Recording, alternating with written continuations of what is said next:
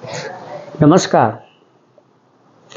આપણા સમગ્ર જીવનમાં આપણે ક્યારેય એટલું નથી વિચારી શકતા કે આ જીવન શું છે અને એ પણ મનુષ્યનું જીવન શું છે. આપણી આસપાસ પશુ પક્ષી ને જીવજંતુઓ અને વૃક્ષો અને જળચર પ્રાણીઓ અને સરીસૃપ પ્રાણીઓ અને કેટલું બધું છે. હવે મનુષ્ય જન્મ છે એની તો આપણને કોઈ ગંભીરતા જ નથી. આપણે એનું કોઈ મૂલ્ય વિચારતા જ નથી કે આ મનુષ્ય જન્મ શું છે ને કેટલા અન્ય જન્મો હશે, કેટલા ભવ હશે. આવી બધી શાસ્ત્રોમાં વાતો છે કે 84 લાખ જેટલા જન્મો થાય છે, એટલા બધા શરીરો છે, સૂક્ષ્મ જંતુથી લઈને વિરાટ પ્રાણીઓ સુધી. અનેક જાતના પક્ષીઓ છે, નાના નાના કીટકો છે. હવે મનુષ્ય જન્મ મળી તો ગયો જ છે. એ પહેલા કેવા હતા અને પછી કેવા હોઈશું, આ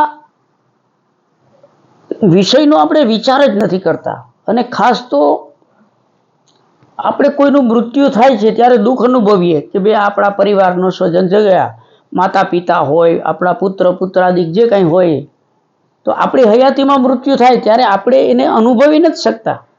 સંસારિક દુઃખ રાખીએ છીએ. પણ એ ક્યાં ગયા, ક્યાંથી આવ્યા હતા, આપણે ક્યાંથી આવ્યા હતા, ક્યાં જશું, આ તો ગંભીરતા છે જ નહીં. પરંતુ આપણે જન્મ્યા એ પછીથી લઈ અને એવા સંસારમાં આવી ગયા કે ત્યાં પહેલેથી જ ઘણું બધું નિર્માણ હતું. શાસ્ત્રો નિર્માણ હતા અને અહીંયા તો બધા પીર પેગંબરો ને ભગવાન ને પ્રભુ ને કંઈક ફરિશ્તાઓ ને તપસ્વીઓ ને સિદ્ધો ને કેટલા બધા આવી ગયા હતા આપણી પહેલા. તો અહીં તો રાજા ને મહારાજાઓ ને યુદ્ધો ને આવું બધું તો પહેલા થઈ ચૂક્યું હતું. આપણે આવ્યા ત્યારે ઘર ને મકાન ને ફૂટપાથો ને પાણી ને અનાજ ને બધું હતું. આપણે જન્મ્યા ત્યારથી ધાવણ હતું, આપણું પેટ ભરાવા માંડ્યું, પછી ખાવાનું મળવા માંડ્યું, ક્યારેક ન મળ્યું. તો આવું ભાગ્ય ક્યાંથી થયું. બીજી એક બાબત એ પણ છે કે દરેક મનુષ્યનું જીવન એક સરખું નથી. બધા પશુ પક્ષીનું જીવન એક સરખું નથી. બધા પ્રાણીઓને પણ એક સરખી સુવિધા નથી. ઘણા પ્રાણીઓ પણ પીડાય છે અને મનુષ્યો પીડાય છે. ઘણા પક્ષીઓ પણ દુઃખી છે અને જળમાં જાવ તો માછલીઓ દુઃખી છે. આખી આ બધી મોહ માયા ચાલે છે, આ જે કઈ ચક્રો ચાલે છે, તો એના માટે કેટલા બધા શાસ્ત્રો છે, એટલા બધા આપણી પાસે વેદ ને કુરાન ને ભગવદ્ ગીતા ને બાઇબલ ને એટલું બધું જ્ઞાન ને એમાં જ્યારથી ટેકનોલોજી વધી એટલે તો હવે પેલા ગૂગલ ઉપર એટલું બધું જ્ઞાન મળવા માંડ્યું. આપણી પાસે શાસ્ત્રોનો પાર નથી. જ્યોતિષ શાસ્ત્ર ને વાસ્તુ શાસ્ત્ર ને પેલા શાસ્ત્રો ને તો આપણી પાસે શાસ્ત્રો છે, આયુર્વેદ છે, એટલું બધું ચિકિત્સા વિજ્ઞાન છે, આપણી પાસે પંચાંગો છે, બધું છે. તો આપણે તો એ વિચારતા જ નથી કે આ બધું છે શું કામ કરવામાં આવ્યું. તો એ શાસ્ત્રો આધારે કે ગ્રંથો આધારે જુદી જુદી સંસ્કૃતિઓ નિર્માણ થઈ. તો આ સંસ્કૃતિમાં આપણે ધીરે ધીરે મોટા થયા. આપણને સ્કૂલ કોલેજોમાં શિક્ષણ મળ્યું, મંદિરોમાંથી મળ્યું, કોઈને મસ્જિદમાંથી મળ્યું ને કોઈને ગુરુદ્વારામાંથી મળ્યું ને કોઈને ચર્ચમાંથી મળ્યું ને કોઈને કોઈ પ્રકાર આપણા જીવનમાં નાનપણથી વણાતો જ ગયો. એટલે આપણને દુનિયા શું છે એ આપણી આસપાસ જે છે એટલી જ દુનિયા છે આપણી. પછી તો ઘર ને સંસાર ને માતા પિતા ને ભણવાનું ને કમાવાનું ને હવે આખા સમાજનો સંસારનો વ્યવહાર હાલે છે ધનથી. એટલે માણસને કમાવાની ચિંતા થઈ, કમાવાની વ્યવસ્થા કરવા માંડ્યા. નોકરી કરે ને ધંધો કરે ને વેપાર કરે ને પછી પાછું ઘર હોય, કોઈને ઘર ના હોય, કોઈ ફૂટપાથ ઉપર રહેતા હોય, કોઈ રજડતા હોય, કોઈ મહિનાઓ સુધી પથારીમાં જીવન કાઢતા હોય. આ આખી પરિસ્થિતિ જોઈને એવું લાગે કે હારું આ બધાના જીવનમાં આટલો બધો તફાવત કેમ છે. કોઈ સમય પ્રમાણે ક્યાંક હોય, ક્યારેક કોઈ ધનવાન છે ગરીબ થાય છે, કોઈ ગરીબ છે પાછો ધનવાન થાય છે. કંઈ નક્કી નથી રહેતું કે કોણ ક્યારે ઉપર જાય છે ને કોણ ઉપર આવે છે. પાછું કોણ ક્યારે અકસ્માત થાય છે, કોની સાથે કેવી દુર્ઘટના બને છે, કોનું ક્યારે મૃત્યુ થઈ જાય છે, કોણ ક્યારે જન્મ પામી લે છે, કઈ ખબર જ નહીં પડતી. આપણી આસપાસ નથી, સિવાય તમે વિચાર કરો બીજા દેશોમાં કેટલા લોકો જન્મતાન મરતા હશે, આપણને ખબર જ નહીં પડતી. કોઈને વિચાર આવે છે કે ભાઈ આફ્રિકામાં અત્યારે કોઈ ગુજરી ગયું છે, કે ફલાણા ભાઈના ઘરે જન્મ થયો છે, કે ચાઇનામાં પેલી ચીની બેનને ત્યાં બાબુ આવ્યો, કે પેલા આફ્રિકન દાદા ગુજરી ગયા, કે મેક્સિકોમાં કાંઈ થયું, કે ઓસ્ટ્રેલિયામાં કાંઈ થયું, આપણને કંઈ ખબર છે? આપણા વિચારમાં નથી, ધ્યાનમાં નથી, કાંઈ નથી. કારણ કે એ આપણી સૃષ્ટિનો ભાગ નથી. જુદા જુદા માધ્યમોથી આપણને ખબર પડે કે આવું છે. આ ટેકનોલોજી નહોતી, કશું નહોતું, ત્યારે આપણને ખબર પડતી કે બાજુના ગામમાં શું થાય. ત્યારે માણસ સુખી હતા. હવે જીવવાની આખી પ્રક્રિયા છે શેનાથી છે જીવનમાં? જે બાબતની સાથે આપણે કાંઈ લેવા દેવા નથી, એ બાબતો જેટલી એ વિષયો અને વિચારો અને શાસ્ત્રો જે કાંઈ હોય આ બધું જ આપણા મગજમાં ભરી દઈએ એટલે એ પ્રમાણે વિચારો થાય ને એ પ્રમાણે વાતાવરણ બનતું જાય. આપણે એવી પ્રવૃત્તિમાં આવતા જઈએ. બીજા કે હરિદ્વાર જવાથી પાપ ધોવાઈ જાય એટલે આપણે હરિદ્વાર જઈએ. પાપ કર્યા હોય કે ન કર્યા હોય આપણે તમને ખબર નથી. પુણ્ય કેટલા કરીએ છીએ, પાપ કરીએ છીએ, આનું કોઈ આપણી પાસે કોઈ ગણિત જ નથી. કોઈનું સારું કરીએ તો પુણ્ય ગણાય, કોઈને દુઃખી કરીએ તો પાપ ગણાય. આવું જ આપણને ખબર છે. પછી હરિદ્વાર જવાથી પાપ ધોવાય છે કે નહીં એની પાછી કોઈ ગેરંટી નથી. તો આ પરિસ્થિતિમાં ગંભીરતા એટલા માટે જીવનની જરૂરી છે કે મનુષ્ય શરીરમાંથી શ્વાસ છૂટી જાય પછી તમે ગમે તેવડા બંગલામાં મરો, કાર એક્સિડન્ટમાં મરો, કે ગમે તેટલું સુવર્ણ અને ઝવેરાત પહેરીને મરો, કે ગમે એવડા ઊંચા પદ ઉપર હોય ને મરી જાઓ તો આ પાછું ભેગું થાય નહીં. મતલબ પાછો જીવ ના આવે. એવું ના થઈ શકે ભાઈ કલાક માટે આને જીવતો કરવા માટે આ પ્રક્રિયા કરો, આ મંત્ર કરો એટલે જીવ પાછો આવશે, આ યજ્ઞ કરો એટલે જીવ પાછો આવશે, એટલે 2 કલાકનો જીવ આવી જાય ને તો બાકીના કામ પતાવી લે. એવું થતું નથી. હવે આવતીકાલે મૃત્યુ છે કે કલાક પછી છે કે 50 વર્ષ પછી છે કે 10 વર્ષ પછી છે, ક્યાં છે, કેવી રીતે છે, આ પણ આપણને ખ્યાલ નથી. આનો કોઈ અણસાર જ નથી આવતો. તો હવે જીવનમાં જ્યાં પણ હોઈએ, જે સ્થિતિમાં છીએ આપણે, એ સ્થિતિને આપણે સમજવી જરૂરી છે. એ વર્તમાન પ્રમાણે જ જીવનને જીવવાનું છે.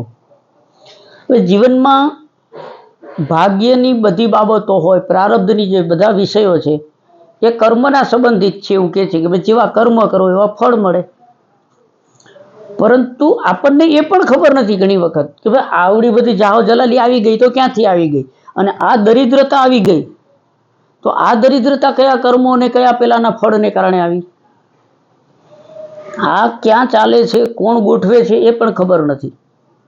પ્રકૃતિમાં બધી વ્યવસ્થા, આ ચક્કરની વ્યવસ્થા ક્યાંથી ચાલે છે, હિસાબ કિતાબ કોણ કરે છે? પરંતુ એક બાબત પ્રમાણિત છે કે દરેક માણસ સાથે એનું કર્મ તો જોડાયેલું જ છે, પણ ભાગ્ય પ્રમાણે એને મળે છે શું? સારી પરિસ્થિતિ, સારા યોગ મળે છે. પછી એનું પ્રારબ્ધ નિર્માણ થતું જાય છે. એક પછી એક એના પગથિયા બનતા જાય. આપણે એમ થાય કે અચાનક દુઃખ આવ્યું ના, પણ એ અગાઉનું જે કર્મ હતું ને એનું ફળ પાક્યું એટલે દુઃખ આવ્યું. વળી પાછું પુણ્યનું કર્મ આવે એટલે વળી પાછું થાય. એટલે સજાગતા, જે સાવધાની એ રાખવાની છે કે ક્યારેય પણ અપકર્મ ન થવું જોઈએ, ક્યારેય પાપ કર્મ ન થવું જોઈએ. હવે એ થયું સામાજિક બાબત. પછી તમે પરિવારમાં આવો તો કોઈ પરિવાર એમ નહીં કે અમે સંપૂર્ણ સુખ સંતોષમાં છીએ, સુખી છીએ, સમૃદ્ધ છીએ, મજા કરીએ છીએ, બધું સાચું, પણ એમ ના કહી શકે કે અમને સંપૂર્ણપણે સંતોષ છે, અમારા બધાના એક સરખા મન છે, બધા જ આનંદથી ને સંતોષથી જીવે છે. એવું નથી. તો ઘરની અંદર સમસ્યા વધે છે, કુટુંબમાં વધે છે, પરિવારોમાં વધે છે, અને આ બધામાં જે થઈ રહ્યું છે એની પાછળ જે કારણ છે એ છે માણસના શરીરથી થતા કર્મો, મનથી થતા કર્મો, અને ખાસ આખી આ જે માયાજાળ ઉત્પન્ન થાય છે, જે વિવાદ થાય છે, ઘર્ષણ થાય છે, કે કોઈ પણ પ્રકારની કુટુંબની સમસ્યા થાય છે, જીવનની દરેક સમસ્યાનો એકમાત્ર આધાર, એનું કારણ એ છે શબ્દ. મુખમાંથી જે કંઈ અક્ષરો ને સ્વરો ને શબ્દો ને વાક્યો ને વાર્તા ને કથા નીકળે છે એ પણ દુઃખનું કારણ હોઈ શકે અને એ સુખનું કારણ પણ હોઈ શકે. હવે વિષય એ છે કે શરીર પણ આપણું ક્યારેય શુદ્ધ નથી હોતું. આપણે રહેતા હોઈએ ઘર પણ શુદ્ધ નથી હોતું. આપણે જે વાંચીએ છીએ એ પણ ઘણી વખત શુદ્ધ નથી હોતું. આપણે જોઈએ ટીવીમાં ને મોબાઈલમાં ને એ પણ પવિત્ર નથી હોતું. આ બધી જ પરિસ્થિતિમાં પવિત્રતાપૂર્વક જીવનનું નિર્વહન કેમ કરવું? અનીતિ કર્યા વગર તો કામ ધંધો નથી થતો. બેઈમાની કર્યા વગર અત્યારે નોકરી પણ નથી કરતા લોકો. આપણી અંદર એક ભય છે કે આપણે ઘરનું ઘર હોવું જોઈએ ને થોડું ધન હોવું જોઈએ ને બચત હોવી જોઈએ ને ગાડી હોવી જોઈએ ને વાહન હોવા જોઈએ ને બધું હોવું જોઈએ. એટલે આપણે સતત કંઈક ને કંઈક મેળવવા માટે પ્રયત્ન કરીએ, કંઈક ને કંઈક પ્રાપ્ત કરીએ. પેલા આમ કર્યું એટલે આપણે કરવું, આમ થાય તો આમ. પણ કોઈનું જીવન બીજા સાથે જોડાયેલું જ નથી. બધા જુદા જુદા જન્મ ધારણ કરે છે ને જુદા જુદા મૃત્યુ પામે છે. એટલે જન્મને ક્યારેય પણ તુલનામાંથી જીવવાનું નથી, સ્પર્ધામાં જીવવાનું નથી, તુલના કરવાની નથી. અને બીજું છે આંતરિક દુઃખ છે કે માનસિક દુઃખ છે કે આવે છે પછી આપણે ધર્મના આંગણે જઈએ છીએ, મંદિરે ને મસ્જિદે ને ગુરુદ્વારા ને ચર્ચમાં જઈએ છીએ, બધું કરીએ, પ્રાર્થના કરીએ ને મંત્ર જાપ ને યજ્ઞો ને કંઈક સ્તુતિઓ કરવા માંડીએ છીએ. છતાં આપણને એમ થાય છે કે હા ભાઈ આપણું આ મંત્ર સ્તુતિ યજ્ઞ ભજન ને આ બધું કાંઈ ફળતું કેમ નથી, એનું પરિણામ કેમ નથી આવતું? એનું એક જ કારણ છે કે આપણે કઈ ભાષા બોલીએ છીએ. એ ભાષા ગુજરાતી હોય, હિન્દી હોય, સંસ્કૃત હોય, ફ્રેન્ચ હોય, ચાઇનીઝ હોય, જાપાનીઝ હોય કે અંગ્રેજી હોય, કોઈ પણ ભાષા હોય તો ભાષા છે ને એ મૂળાક્ષરોને આધારે બને. મૂળાક્ષરો અને સ્વરો ભેગા કરીને બારાક્ષરી બને. હવે આપણે જે નિત્ય પ્રયોગમાં છે જે ભાષા, જે વિચારોમાં પણ એ જ ભાષા છે, સાંભળવામાં એ જ ભાષા છે અને બોલવામાં એ જ ભાષા છે. આપણે શીખીએ લખીએ જે કાંઈ કરીએ એમાં એ જ ભાષા છે. હવે બધામાં એ જ બારાક્ષરી આવે છે ને એ જ ક ખ ગ એટલે એના એ જ મૂળાક્ષરો આવે છે. હવે આપણે જે સ્તુતિ કરીએ છીએ, આપણે યજ્ઞમાં જે મંત્ર જાપ કરીએ છીએ અથવા આપણે જે પ્રાર્થના કરીએ છીએ કે આપણે જે જાપ કરવા બેસીએ છીએ તો એમાં ક્યાં અલગ અક્ષરો હોય છે? એમાં પણ આપણે નિત્ય પ્રયોગની જે ભાષા છે, જે અક્ષરો અને શબ્દો છે એ બધા જ અક્ષરો એ મંત્રમાં સ્તુતિમાં પ્રાર્થનામાં આવે છે. હવે આપણે જીવનમાં જૂઠું બોલતા હોય, દૈનિક કાર્યમાં જૂઠું બોલતા હોય, વૈચારિક રીતે જૂઠું કરતા હોય અને પછી આપણે એવી ઈચ્છા રાખીએ કે મંત્રો ને સ્તુતિ ને પ્રાર્થના ને યજ્ઞો ને આપણે જે કંઈ દુઆ ને બંદગી કે જે કાંઈ કરીએ છીએ એ સફળ કેમ નથી થતું, એનું પરિણામ નથી આવતું. એમ પરિણામ એટલે નથી આવતું કે આપણે નિત્ય જીવનમાં પ્રયોગો કરીએ છીએ એ શબ્દો અને અક્ષરો છે એ જ આપણે જૂઠા બનાવી નાખ્યા છે, એ જ ખોટા છે, નકામા. એનાથી વ્યવહાર ચાલે છે પણ નિર્માણ નથી થતું.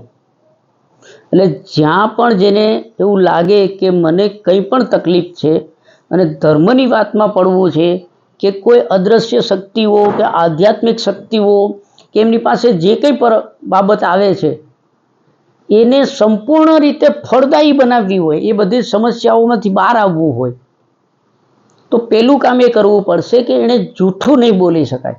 સત્ય છે ને એનું પાલન કરવાનું જ્યારે શરૂ કરશે ને ત્યારે મંત્રો કે પૂજા કે પ્રાર્થના કે યજ્ઞ કે એમની જે કંઈ દુઆ બંદગી જે કંઈ કરશે ને એ પછી ફળ આપશે. હવે બીજી બાબત એ થઈ કે તમારી અંદર સિદ્ધિ પ્રગટ કરે કે અક્ષરો તમારા ભીતરમાં નાદ છે એ પ્રગટ થાય. અક્ષરોની બાબત છે, બારાક્ષરી ને પછી આ થાય, પણ છતાંય ન થાય તો એનું કારણ એ છે કે આપણે જે સ્થાન ઉપર રહેતા હોય ને એ સ્થાનમાં ઘણા બધા દૂષણો હોય, ઘણું બધું લોખંડ ને ઘણું બધું કાચ ને જૂના ને મેલા કપડાં પડ્યા હોય ને આમ કુપાત્રો, પાત્ર હોય ઘણા બધા, પણ ઘણા પાત્ર કુપાત્ર હોય. એવા પાત્રોમાં રસોઈ થતી હોય કે જમાતું હોય કે એમાં અનાજ ભરાતું હોય, આ પણ એક સમસ્યા છે. બીજું, ઘરની અંદર બિનજરૂરી સામાન પણ ઘણો બધો પડ્યો હોય. તમે જાજો બધો સામાન એટલા માટે આપણે ભેગો કરી રાખીએ કે પછી કામ આવશે. હથોડીને ખીલી એટલા માટે લઈ આવીએ કે ખોડવા થશે, ગમે એ આપણે જરૂર નથી હોતી પણ કરીએ છીએ. બીજું, ઓછામાં ઓછું ફર્નિચર હોય, ઓછામાં ઓછું રાચ રચેલું હોય. ઘરની અંદર જેટલી જગ્યા તમને વધારે મળે, ખાચાખૂચી ઓછા હોય ઘરમાં, તો ઓટોમેટિક ત્યાંની એનર્જી છે એ સારી રહે. એટલે ઘરની અંદર પણ એટલી બધી નકારાત્મક વ્યવસ્થા ઊભી થઈ ગયેલી હોય કે જેના કારણે તમને, આપણા વ્યક્તિને પોતાને સારી ઉર્જા જ નથી મળતી. એટલે એવું એક વાતાવરણ, વાયુઓની જે ઉર્જા છે એ જ આખા બ્રહ્માંડની અંદર બધું ટકાવીને બેઠી છે. વાયુ ઉર્જા છે એ જ બધું બ્રહ્માંડમાં ટકાવીને બેઠી છે. એટલે આખા બ્રહ્માંડમાં, આખા સંસારમાં વાયુનું મહત્વ છે. ને વાયુ એટલે તરંગોથી ચાલતી શક્તિ છે. એટલે શબ્દો પણ જે તરંગ થાય છે એ વાયુમાં જ ભ્રમણ કરે છે. તો ઘર હોય કે આપણી ઓફિસ હોય કે ગમે ત્યાં હોય, એ નકારાત્મકતા છે અથવા તો અડચણો આવે છે કે સમસ્યાઓ છે, એનું કારણ ત્યાં ફેલાયેલા વાયુઓ છે. ચીજ વસ્તુઓ યોગ્ય ન હોય ઘરોની અંદર, ઓફિસની અંદર, જે જગ્યાએ, મેં તો મંદિરોની અંદર પણ તમે જશો કે ધર્મસ્થાનમાં જશો કે, તો તમને એમ થશે કે અહીંયા મજા નથી આવતી. આપણે ખાલી પ્રાર્થના કરીને નીકળી જઈએ, ગમે તેટલા યજ્ઞો કરો તો આપણને એવો સંતોષ નથી થતો. કારણ કે બધી વસ્તુઓ હકારાત્મક વાયુઓમાં નથી. આ બે સમસ્યા જે છે એ શબ્દો અને સ્થાન. બીજું કે જીવનમાં જ્યાં સુધી કોઈના પણ પ્રત્યે અહિતની ભાવના રહેશે કે યાર પેલા એ મારું સારું નથી કર્યું, હું એનું બગાડીશ. હકીકતે પેલાનું નથી બગડતું, આપણું બગડે છે. એટલે ક્યારેય કોઈનું પણ અહિત ન કરો, એટલે તમારું કોઈ દિવસ અહિત ન થાય. હિતકારી જીવન માટે સારામાં સારું એ કે જીવનમાં અહિત નામનો શબ્દ જ ઉત્પન્ન નહીં થવા દેવાનો. જે મારી સાથે થઈ રહ્યું છે એ મારું ભાગ્ય છે, અને મારાથી કંઈ જાણતા અજાણતા થયું છે તો એ બધાની ક્ષમાયાચના કરી લો. જીવન શુદ્ધ થવા માટે આત્મા શુદ્ધ થવો જરૂરી છે. બીજું કે ક્યારેય પણ ધન સંપત્તિ માટે ને આવક માટે ને કોઈ અનીતિ કરવાની જરૂર નથી. ઘણા લોકો સીધા બંગલામાં જ જન્મે છે, ઘણા લોકો સીધા ફૂટપાથ ઉપર જન્મે છે, ઘણા હોસ્પિટલમાં જ જન્મે ને હોસ્પિટલમાં જ મૃત્યુ પામે છે. ઘણા પશુઓ તમે જુઓ કેટલા સુખ શાંતિમાં હોય છે, ને અમુક પશુઓ રજડતા હોય છે, પીડાતા હોય છે. તો એનાય ભાગ્ય છે ને આપણા ભાગ્ય છે. પણ ભલે ગમે તે સ્થિતિમાં હોય, ફૂટપાથ ઉપર રહેતા હોય તો ભલે, બંગલામાં રહેતા હોય તો ભલે, એને જીવન સાથે કંઈ લેવા દેવા નથી. એને કર્મ સાથે, દર્શન સાથે, વિચારો સાથે, શબ્દો સાથે કંઈ લેવા દેવા જ નથી. તમે કોઈ પણ સ્થિતિમાં હોય ત્યારે પવિત્ર ને પવિત્ર રહો, પવિત્ર ને પવિત્ર વિચારો, અને ક્યારેય અસત્ય તમારા મોઢેથી ના નીકળે. એટલે પછી બાકીની કોઈ વ્યવસ્થા કરવાની જરૂર નથી. બંગલામાં રહેતા હશો તો એટલું મોટું વાવાઝોડું ને એવું પાણી આવશે કે બંગલામાં ઘૂસી જશે. એટલે બંગલો હોય તો તમે સુરક્ષિત છો એ પણ નથી, અને ફૂટપાથ ઉપર તમે દુઃખી છો એ પણ નથી. બીજું, બીજા શું તમારું વિચારે છે એ તમારે જોવાનું જ નથી. આપણે શું કામ વિચારવું પડે કે યાર પેલો મને આવી રીતે ગણે છે, પેલો આવી રીતે ગણે છે. કોઈ તમને ગમે તે ગણે, કોઈ તમારા વિશે ગમે તે બોલે, તમે દરિદ્ર હોય કે ગમે તે સ્થિતિમાં હોય, પણ સત ન ચૂકો, સત ન ચૂકો અને તમારું વચન ન ચૂકો, એટલે તમે સંપૂર્ણ સુરક્ષિત અને સાવધાન મનુષ્ય જીવનમાં છો. એવું પણ નથી કે ભાઈ બહુ ઊંચા પદ ઉપર હોય તો મૃત્યુ નહીં આવે, ધન ધાન્ય અખૂટ ધન ભંડાર હશે તો મૃત્યુ નહીં આવે, એવું નથી. તમારે એવું નથી કે કોઈ ધર્મ, આ ધર્મ પાળતા હશો તો મૃત્યુ નહીં આવે. ગમે તે ધર્મ પાળો, ગમે તે સંપ્રદાય, ગમે તે માન્યતાઓ, ગમે તે સંસ્કૃતિ, બધું. હવે જો મૃત્યુ આવે જ છે તો સાવધાન શેનાથી રહેવાનું છે? જીવનથી. જીવન સાવધાન હશે ત્યાં સુધી મૃત્યુ નહીં આવે. જીવન સાવધાન છે ત્યાં સુધી મૃત્યુ નહીં આવે. આપણો પૂર્વાપરનો ઇતિહાસ, આપણી જે હ્યુમન હિસ્ટ્રી છે એ એવું કહે છે કે લોકો 700 વર્ષ ને 1200 વર્ષ જીવતા હતા, એટલું આયુષ્ય હતું. હવે આપણે અત્યારે 60, 70, 80 આપણે સંકેલાઈ જાય છે કે મૃત્યુ વહેલું કેવી રીતે આવે છે? જીવન પ્રત્યે સાવધાન નથી, વચન અને શબ્દ પ્રત્યે સાવધાન નથી, પોતાના દેહ, નિવાસ, આસન, વિચાર, દર્શનથી સાવધાન નથી. એટલે અને જો તમે મૃત્યુ પ્રત્યે એટલે કે જીવન પ્રત્યે સાવધાન નથી તો પછી બાકીની સંપત્તિનો કોઈ અર્થ નથી. એટલે જેને પણ એવું લાગે છે કે મને ગ્રહ દોષ નડે છે ને પિતૃ દોષ નડે છે ને કોઈ તંત્ર વિજ્ઞાન નડે છે કે કંઈ પણ નડતું હોય ને, તો એની પાછળ એક જ કારણ છે કે શબ્દ, દેહ, વિચાર, ધ્યાન બધું જ નકારાત્મક છે. મગજ છે એનું નામ જ માનસરોવર. માનસરોવર એ હિમાલયનું કે કૈલાસનું જે સરોવર છે એ જ નથી. માનસ જે સરોવર છે એ એકદમ ચોખ્ખું રાખો એટલે એમાં હંસ જ તર્યા કરશે. ગ્રહો ત્યાં સુધી જ નડે છે. પિતૃદોષો, પ્રેત દોષો અને કેટલા બધા દોષો ચાલે છે. કેટલી બધા શક્તિઓ આપણી આજુબાજુ આપણે એવું માની લઈએ છીએ ને કે આપણી પાછળ આટલું બધું નડે છે, આપણને આ અડચણ કરે છે ને આપણું આમ થાય છે. ના, વચન અને આજે એક બીજા માણસ એમ કે ભાઈ તમને આ તકલીફ છે ને એટલા માટે દૂર થઈ જશે કે હું આમ કરી દઉં છું, તો એ શેનાથી કરે? ભાઈ આપણા જેવો જ છે. એ કોઈ મંત્ર, કોઈ સ્તુતિ, કોઈ ભજન, કોઈ પ્રાર્થના કંઈક તો કરતો હશે ને માણસ.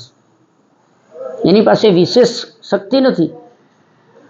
આખી બાબતમાં એ છે કે એ આપણે જો કરી લઈએ, આપણને કંઈ ન આવડતું હોય ને તોય આપણા સત ઉપર આપણે આવી જઈએ ને એટલે બાકીના દોષો દૂર થઈ જાય છે. અને જીવનમાં એક કે મને કશું કોઈનું નથી જોઈતું, મને બીજા કોઈનું કશું નથી જોઈતું, આ સિદ્ધાંત ઉપર આવી જવાથી કશું જ કંઈથી મેળવવું નથી. એ સિદ્ધાંત, એ સૂત્ર ઉપર આવી જાઓ એટલે જીવનમાં ક્યારેય તમારે દુઃખ નહીં આવે. ને ઘણી બાબત એવી છે કે પૂર્વાપરના કર્મોથી સર્જાયેલું ભાગ્ય છે એટલે ભોગવવું જ પડશે. પૂર્વાપરના કર્મોથી, અગાઉના કર્મોથી થયેલું ભાગ્ય નિર્માણ થયું એટલે ભોગવવું જ પડશે. એટલે એને સ્વીકારી લો. પણ આ દુઃખના અને સમસ્યાના સમયમાં સાવધાન થઈ અને સત્કર્મમાં જ રહો. જૂઠું બોલવાનું જ નહીં. ગમે તે પરિસ્થિતિ આવે, તમને એવું લાગે કે આટલી બધી પીડા આવશે તો, આટલું બધું સહન કરવું પડશે તો, આટલી મોટી શિક્ષા થશે તો, ના, સત્ય બોલી લો. જે છે એ સત ઉપર. અને કશું જ પ્રાપ્ત નથી કરવું એટલે પવિત્રતા હોવી જરૂરી છે, નૈતિકતા હોવી જરૂરી છે. તમારી પાસે કોઈ માંગે અને હોય તો આપી દો, પણ બીજા પાસેથી લઈ લેવું છે એ જ્યાં સુધી ચાલુ રહેશે મનમાં, વિચારોમાં, પ્રવૃત્તિમાં, કે હજુ લઈ લઈએ, હજુ કમાઈ લઈએ. આપણે વીમો ઉતારીએ ને કે ભાઈ મેડિકલ વીમો, પછી પાકે, પછી કોઈને ક્યારેક પાકે. શું કામે? કે આપણે આપણા માટે નકારાત્મક વ્યવસ્થાઓ પહેલાથી કરીએ છીએ. એટલે પહેલાથી નકારાત્મક વ્યવસ્થા માટે ધન પણ ન લાવવું, નકારાત્મક વ્યવસ્થા માટે થઈને અમુક બાબતો કરી લઈએ છીએ એટલે એ પાછું નિર્માણ થાય છે. ધ્યાનમાં તમે સંકલ્પ, જાણતા અજાણતા માણસ પોતાના સંકલ્પો કરી લે છે કે ભાઈ આ ન થાય ને એટલે આપણે અગાઉ વ્યવસ્થા કરી લઈએ, આમ ન થાય એટલે આમ કરી લઈએ, ભવિષ્યમાં આવું ચાલે છે એટલે આપણે કરી લેવું જોઈએ. આ જે વૈચારિક રીતે માણસની અંદર, તમને એમ છે કે આપણે ખાલી વિચારીએ જ છીએ, આયોજન કરીએ છીએ, એ જાણતા અજાણતા થયેલા સંકલ્પ છે. સંકલ્પ એટલે બીજ છે, વ્યવસ્થાના બીજ, નિર્માણના. એટલે સંકલ્પ કરો એટલે એમાં ઉગે, એમાંથી ઉત્પન્ન થવા લાગે, એવી વ્યવસ્થા થાય. એટલે જ્યાં પણ તમે હોય કે જે પણ સમસ્યામાં હોય એમાંથી બહાર નીકળવા માટે એક જ રસ્તો કે બાહ્ય જગત કરતા બીજા કંઈ પણ ઉપાયો કરવા કરતા શાંત પેલા થઈ અને વિચારો કે આપણી આસપાસ કેટલું નકારાત્મક છે, આપણા વિચારોમાં કેટલું નકારાત્મક છે, આપણે જ્યાં છીએ એ પણ શુદ્ધ છે કે નહીં. જો નથી તો પેલા આસપાસ પેલું કરો. અને જે વ્યક્તિ પોતાની ભૂલનો, પોતાના દોષનો સ્વીકાર કરીને ક્ષમા કરી માંગી લે છે, એટલે એ એના દોષથી દૂર થઈ જાય છે, એ માનસિક દોષોથી પીડાવાનું બંધ થઈ જાય છે. એટલે આર્થિક સમસ્યા એટલે કે કમાણીની સમસ્યા હોય, બીમારી હોય, બીજી કંઈ પણ બાબતો હોય, ઘણા વિવાદો અને કેટલી બધી તકલીફો સમાજમાં છે. આના બધાના કોઈ ઈલાજ નથી એવું નથી. બધાનો એક જ ઈલાજ છે કે આપણે જે જરૂરી નથી જીવનમાં રહેવા દો, જૂઠું સદંતર ના બોલવું, અને જૂઠું બોલવું તો પછી મંદિરે કે ધર્મસ્થાનમાં જવાની જરૂર નથી. જૂઠું બોલવાનું સદંતર બંધ કરી દો અને પછી તમે કોઈ પૂજા પ્રાર્થના મંત્ર ઘરે બેઠા કરશો ને તો પણ એ ફળ આપશે. બીજું કે જેના માટે તમે કરી રહ્યા છો, ઘણી જગ્યાએ એવું જોયું હશે કે મા બાપ બેઠા છે ને દીકરા દીકરીઓનું અકસ્માતમાં બીમારીમાં દીકરો મરી જાય છે, જેના માટે દીકરી મરી જતી હોય છે. ઘણા તો હાવ નાના બાળક હોય એકદમ, છતાં એના માતા પિતા કુટુંબ પરિવાર જતો રહે છે, બાળક મોટો થાય છે ને. તમે જુઓ છો મોટા મોટા યુવાનો છે એ એર કન્ડિશન ઓફિસમાં બેઠા હોય છે, બહુ નાના નાના 8-10 વર્ષના બાળકો મજૂરી કરી રહ્યા છે. આ બધા જે આખી વ્યવસ્થા છે એમાં કર્મો પણ છે, બધા ભાગ્ય પણ છે, પણ આપણે ત્યાં આ દોષ ન થાય એની સાવધાની રાખવી પડે. આપણે ત્યાં આવા દોષ ન થાય એની. બાકી એ જોઈએ છીએ ને કે બિચારું બાળક 5 વર્ષનું કે 10 વર્ષનું કે 3 વર્ષનું, ને ઘણી વાર તો જન્મતા સમયે જ એની માતા મરી જાય, તો એ ક્યાંથી થયું? તો આ જે પરિસ્થિતિ નિર્માણ થઈ છે, આ જે ભાગ્ય નિર્માણ થયું છે, એનો એટલે વિચાર કરવો પડે. એટલા માટે વિચાર કરવો પડે કે આપણે પોતે મનુષ્ય છીએ, આપણે કોઈ ભગવત પર પ્રાપ્ત નથી. આપણે બી થોડી વાર પછી, કદાચ કલાક પછી, કદાચ આવતીકાલે, એકાદ અઠવાડિયા પછી, કદાચ એકાદ મહિના પછી, એકાદ વર્ષ પછી, 2-5 વર્ષ પછી, 10 વર્ષ પછી, ગમે ત્યારે ગમે તે સ્થળે આપણું મૃત્યુ થાય એ તો સંભવ જ છે, એ ફાઇનલ છે કે મૃત્યુ થશે. ક્યારે એ ખબર નથી, ક્યાં થશે એ ખબર નથી. પરંતુ જીવવું જ હોય તો એના 2 જ સિદ્ધાંત છે, પવિત્રતા અને સત. સત અને પવિત્રતા હોય એટલે શ્વાસ ત્યાં બંધાયેલો રહેશે. સત અને પવિત્રતા હશે ત્યાં શ્વાસ બંધાયેલો રહેશે. પછી તમે પૂજા પાઠ કરો કે ના કરો, કર્મની અંદર સાવધાની રાખીએ ત્યાં સુધી શ્વાસ જોડાયેલો રહે. એટલે અમારી સાથે જોડાયેલા ઘણા બધા લોકોના એક પ્રશ્ન, આ જ પ્રશ્નોનું નિવારણ હતું કે યાર ગંભીરતાથી એટલું બધા વિચારો કે જન્મ પહેલાં બી આપણે ક્યાંક હતા, મૃત્યુ પછી ક્યાં હશું, આ બધું આપણને ખબર જ નથી પડતી. ઘણી બધી વાતો થાય છે ને ભવો છે ને આમ છે ને તેમ છે ને, બધું કરતાંય દિવસમાં એક વાત એ છે કે સવારે ઉઠીએ ને ત્યારે અને સાંજે બીજું કંઈ પણ કામ થાય કે ન થાય, પણ આંખ બંધ કરી અને ધ્યાનમાં બેસવું. એટલે આંખ બંધ કરી શાંતિથી શરીરને ને મનને શાંત કરીને આખા દિવસના કર્મો કે વીતેલા દિવસના કર્મો એ વિશે વિચારી લેવું. એકદમ ધ્યાન કરવું એટલે ધ્યાનમાં કંઈ આખું બ્રહ્માંડ નહીં આવતું. ધ્યાનના ક્લાસીસ ને શિબિરો એ રોજગાર થાય એમાંથી. પરંતુ આપણે ઘરે 15 મિનિટ રોજ સવારે ને સાંજે બેસવું, સાંજે સૂતા પહેલાં બેસવું ને એક આપણી અંદરને અંદર જોવાનું છે, અંદરને અંદર આપણા માનસમાં જોવાનું છે.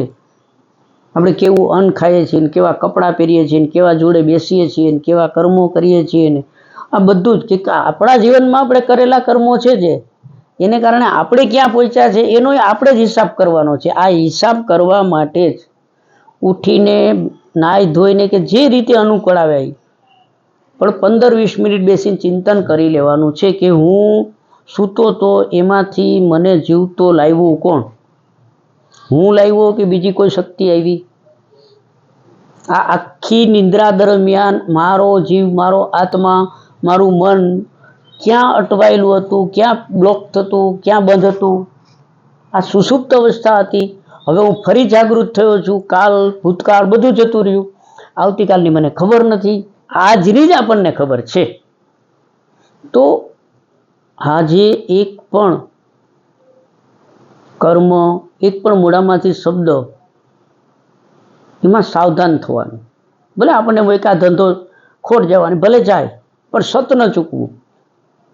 દરિદ્રતા છે એ દુઃખ નથી, ધન નથી એનો મતલબ ગરીબાઈ નથી.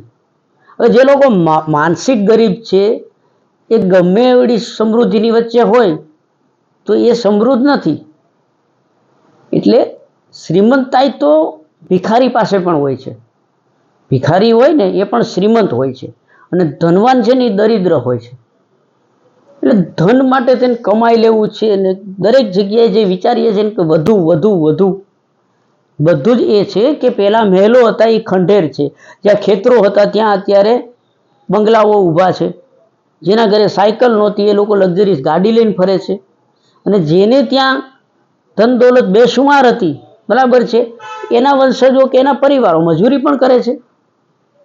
આને આ ચિંતન કરવાનું છે કે બધું જ બદલતું જાય છે, સતત ઘડી પળ બદલતું જાય છે. એટલે દુઃખ છે એને પણ સ્વીકારી લેવાનું, સુખમાં સાવધાન રહેવાનું, સુખમાં સાવધાન રહેવાનું, બગડી નહીં જવાનું, છકી નહીં જવાનું, સ્વચ્છંદ નહીં બની જવાનું. અને દુઃખ છે એ તમને સંપૂર્ણ જ્ઞાન આપી દે.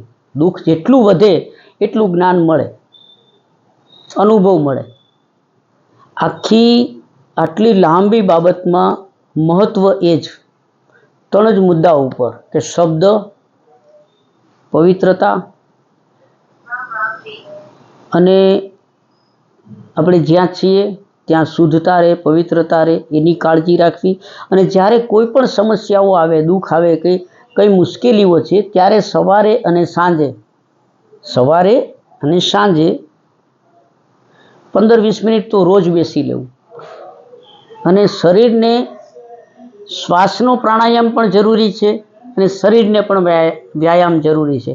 એટલે થાય એટલું દિવસ દરમિયાન સવારે અને સાંજે યોગ્ય વ્યાયામ, શરીરના જે સાંધાઓ છે, ગરદન છે, આંખો છે, શરીરને પૂરતો વ્યાયામ મળવો જોઈએ, શુદ્ધ અન્ન મળવું જોઈએ, પવિત્ર જીવન હોવું જોઈએ, અને સતના શબ્દો સતના હોવા જોઈએ.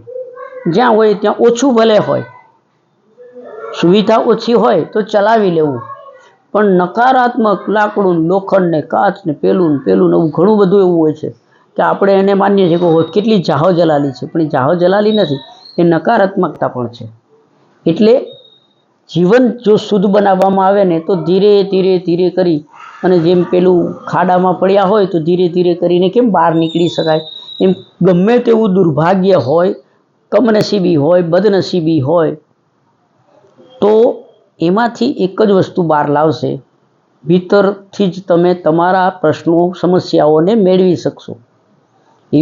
આપણા જીવનમાં એવી કોઈ સમસ્યા જ નથી હોતી જેનો ઉપાય આપણી પાસે ન હોય. હવે આપણી પાસે આપણી સમસ્યાનો ઉપાય છે, એમાં આપણી ભૂલો, આપણે કરેલી ભૂલો છે, આપણે કરેલી ગેરસમજણો છે, આપણે કરેલા દોષો છે, એનું નિવારણ આપણી અંદર જ હોય.